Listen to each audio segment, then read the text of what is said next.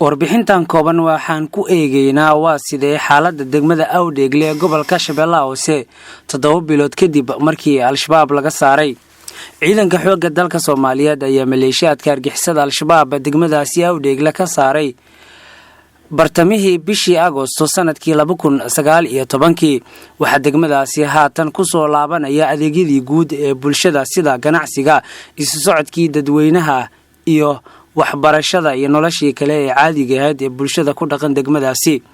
degmada Awdheegle ayaa waxay ka mid tahay degmooyinka ugu qeyraadka badan gobolka Shabeellaha Hoose, waxaana ay caan ku tahay wax soo saarka dhinaca beeraha iyo dhaqashada xoolaha. Al-Shabaab ayaa waxa intii ay degmadaasi joogeen ay burburiyeen goobihii asaasiga u ahaa nolosha bulshada ku dhaqan degmadaasi sida iskuulkii degmada iyo isbitaalkii degmadaasi Awdheegle. shacabka ku dhaqan degmada Awdheegle ayaa waxa ay sheegeen in kooxda nabadiidka Al-Shabaab xilligii ay gacanta ku hayeen degmadaasi ay kala kulmi jireen baad joogta iyo caruurtooda ay si qasab ah markaasi uga qaataan iyo gabdhaha oo ay markaasi si xooga uga guursan jireen. balse markii ciidanka xoogga dalka Soomaaliyeed uu halkaasi la wareegay ayaa waxa ay sheegeen in ay dareemayaan noloshii hore mid ka duwan oo ah nabadgelyo iyo deganaanshiyo. qaar ka mid ah wariyaasha idaacadda ciidamada qalabka sida ee Soomaaliyeed ayaa socdaal dhinaca dhulka ah ku tagay degmadaasi Awdheegle si ay markaasi ugu kuurgalaan xaaladda amniga iyo midda nolosha ee degmadaasi ka jirta. dhalinyarada ku dhaqan degmada Awdheegle oo aan kula kulanay gudaha magaalada ayaa inoo sheegay dhibaatadii ay Al-Shabaab markaasi ku qabi jireen muddadii ay halkaasi joogeen, iyaga oo ciidamada xoogga dalka ku amaanay sida ay markaasi u soo celiyeen amniga magaalada iyo adeegyadii kale oo ay markaasi gacan ka geysanayaan. basha abuka ali abdigaad deegaanka ka soo Awdheegle haldiin okay waaye minta dawladina waa taageersanahay guul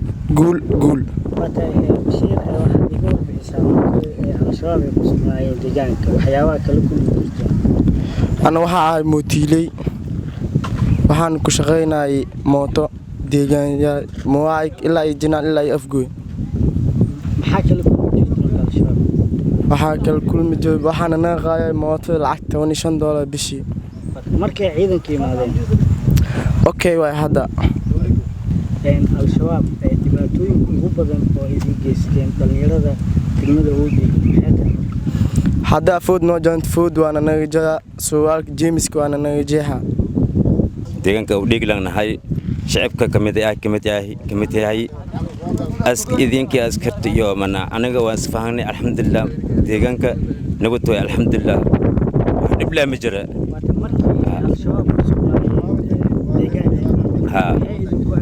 والله مركزنا waa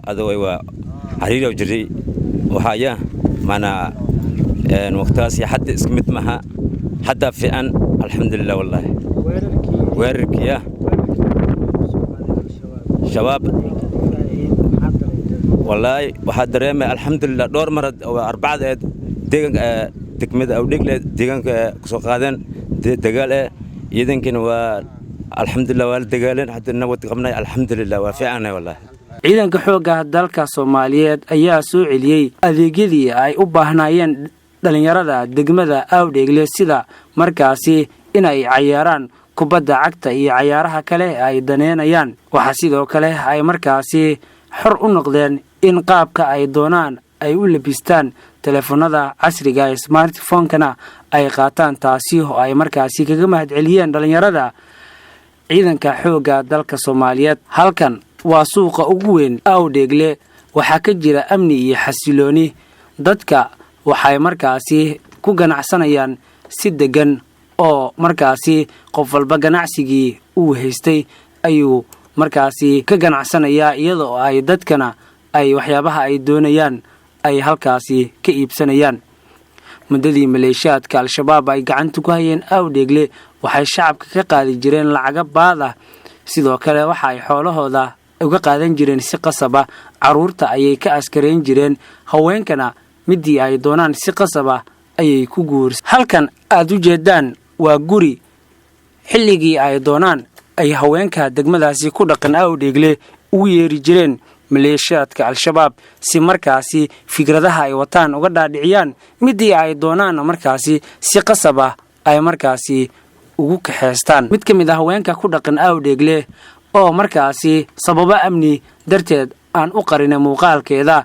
ayaa inala wadaagtay dhacdo cajiib ah oo al-shabaab ay kala kulantay muddadii ay halkaasi joogeen. shaad ka tirsan nabadiidka al-shabaab ayaa u dhacay xilli habeen ah gurigeeda haweeneydan iyaga oo markaasi xilligaasi ahayd haweeney dhalaneyd muddo 24 saac ah.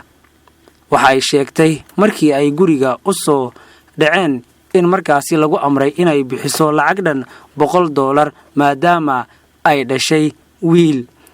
waxaana markaasi ay danta ku qasabtay si ay nafteeda u badbaadiso in lacagtaasi baada ah ay ka bixiso wiilkii ay umushay iyadoo aan markaasi aan awoodi karin. maleeshiyaadka argixisada al-shabaab ayaa deegaanada ay joogaan waxay shacabka ku nool ka qaadaan qoysaska markaasi awlaada ku soo biirta lacag baada, sida haddii wiil uu dhasho waxaa laga qaadaa $100, haddii ay gabar dhalatana waxaa qoyska laga qaadaa lacag dhan $50, taasi oo markaasi ah arrin ku cusub geyiga Soomaaliya oo ay soo kordhiyeen maleeshiyaadka al-shabaab. hase yeeshee degmada Awdheegle ayaa muddadii ay al-shabaab ku sugnaayeen noloshii dadka ku dhaqan ay ku noolaayeen mid ka duwan ay haatan ku nool yihiin, waxaana ay ku naaloonayaan jawi amni iyo farxad ay ku dheehan tahay, taasi oo ay kaga mahadceliyeen ciidanka xoogga dalka Soomaaliyeed oo naftooda u horaya difaaca qarannimada Soomaaliyeed. taliyaha ururka 66aad guutada 14 Oktoobar ciidanka xoogga dalka Soomaaliyeed gaashaanle Axmed Maslax ayaa waxa uu markaasi ka waramayaa xaaladda nabadgelyo iyo mid nololeed ee degmada Awdheegle iyo arrimo kale oo uu markaasi sharaxayo. bismillaahir rahmaanir rahiim. ilaahay baa mahad iskale inagu sugay degmada Awdheegle hadda aan ku sugannahay. degmada Awdheegle waxay ka mid tahay deegaanada gobolka Shabeellada Hoose, waxayna ka mid tahay deegaanadii dhawaan laga xoreeyay cadawga ummadda Soomaaliyeed dadka halkan ku sugnaa caburinta ku haystay. muddada iyada ah run ahaantii ay ku sugnaan ciidamada xoogga dalka Soomaaliyeed iyo dadka shacabka ee Soomaaliyeed oo iskarabsanaya waxa halkan iyada laga hirgeliyay waxyaabo fara badan oo dadka shacabka ay u baahanayeen oo ay ka mid yihiin kaabayaasha nolosha iyo adeegyada u ah asaaska nolosha. degmada tan cadawga markii la yiraahdo run ahaantii muhiimad ayay ugu fadhidaa, waana deegaan istiraatiiji ah isku xidhan meelo fara badan. halkan iyada aan ku sugannahay arkaysaan taaganahay waa buundadii degmada Awdheegle kala qaybinaysa labada qaybood. run ahaantii waxay muhiim u tahay isku socodka guud ahaan gobolka Shabeellaha Hoose ayaan dhihi karnaa. cadawguna wax badan ayuu isku dayay inuu dadka Soomaaliyeed halkan iyada ku nool oo ku hagardaamayo oo ku dhibaateeyo. dhibaatooyinka run ahaantii dadka shacabka ay u maleegeen, laakiin Ilaahay fashilay waxa kamid ahaa halka adigu aad taagan tahay oo hadda aad taagan tahay waxay ku duugeen miino intii ciidamada xoogga dalka Soomaaliyeed aysan imaanin, laakiin Ilaahay fadligiis iyadoon waxba cidna u geysanin ayaa laga soo saaray. ujeedkooduna waxa ahaa in buundadaas muhiimka ay kala gooyaan si nolosha shacabka ay u istaagto. run ahaantii isku day fara badan ay isku dayeen tani intii aan halkan iyada soo gaarnay, laakiin waxba uma suuragelin. fashil hoog iyo khasaare ay ka qaadeen. degmada Awdheegle amnigeedu waa sugan yahay iyo deegaanada kale ku hareeraysan. cadawguna run ahaantii waa uu ka quustay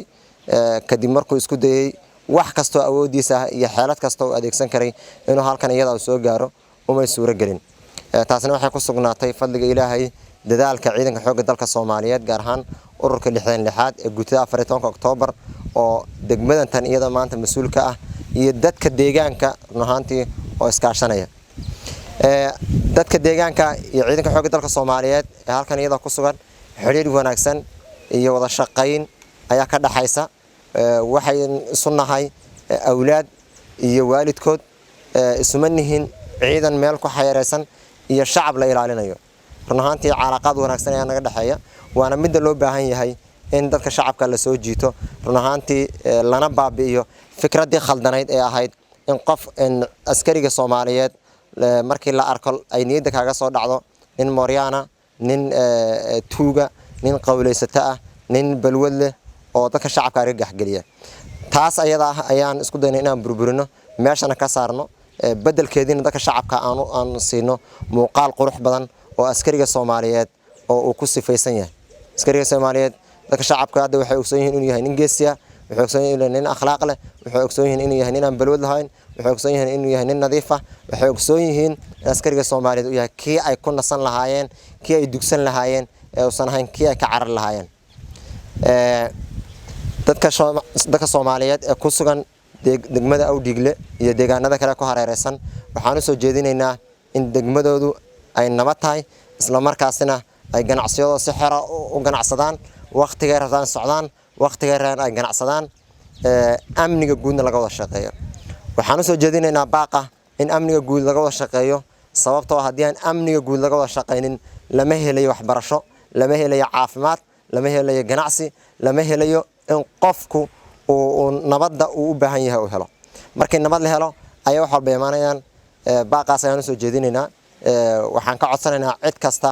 oo shaqo ku leh adeegyada waxbarashada iyo caafimaadka iyo dhammaan kaabayaasha kale nolosha inay degmada tan ay gacan ka geystaan si dib loogu soo celinaa kaabayaasheeda nolosha